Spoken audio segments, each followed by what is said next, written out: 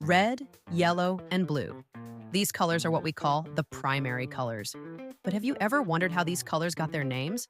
Like, did some guy just wake up one day and go, Oh yeah, that one's red. turns out the story behind these color names is older and much more fascinating than you think. Red is the OG of color names, really. Linguists say, It's one of the first colors humans ever named. why? Blood.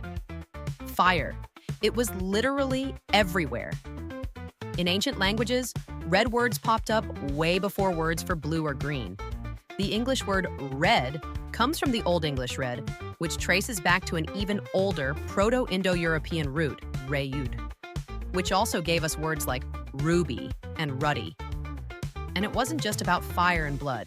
Red was also the first pigment humans used in art. Ancient cave paintings, some over 40,000 years old, were made with red ochre, a natural clay pigment. Yellow is another early color name, but its origin is a little more fascinating. The English word comes from the Old English geolu, which then evolved from the Proto-Germanic gelwaz. That root is connected to words meaning gold, and yolk makes sense, right? Yellow has always been tied to warmth, light, and life. But here's where it gets interesting. In some ancient languages, words for yellow and green were basically interchangeable. If you lived back then and pointed at something yellow, people might have been like, "Are you sure that's not green?" This is because many early languages categorized colors based on brightness or darkness rather than distinct hues.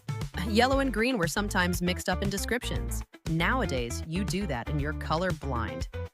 Now for the youngest of the three, blue. Blue is the odd one in this trio. While red and yellow were named early on, blue took forever to get its name. Because unlike red and yellow, blue isn't as naturally abundant. The English word blue comes from the Old French bleu, meaning pale or light-colored. Remember back then, colors weren't so clearly defined. That said, some of the oldest languages like ancient Greek and Hebrew didn't even have a specific word for blue. So how did they describe the sky?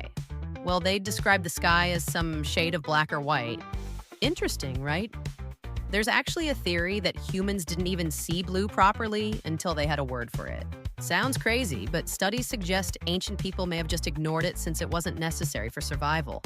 And that's how the primary colors got their names. If you like this video, spread the word. And let me know in the comments, what's your favorite color?